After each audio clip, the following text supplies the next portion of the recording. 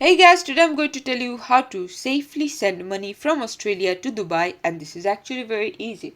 There's a bunch of ways in which you can do it, bank transfer or other websites, but the one that I'm going to show you is the fastest and the safest one, and this is known as Wise. Just head over to wise.com and open an account. That is very easy.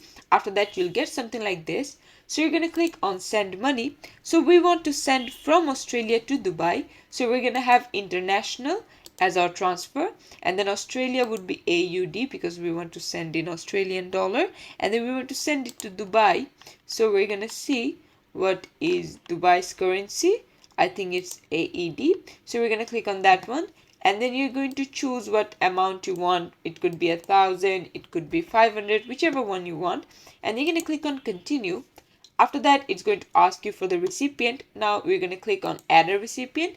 It could be yourself or someone else. So let's say someone else. So you're going to click on that one, and then it's going to ask us for their bank account details. So you're going to put all of that in, and then finally you're going to review everything and click on pay, and there you go. This is how you can do it. Thanks for watching. Please leave a like and subscribe for more tutorials like this, and I'll see you guys in the next one.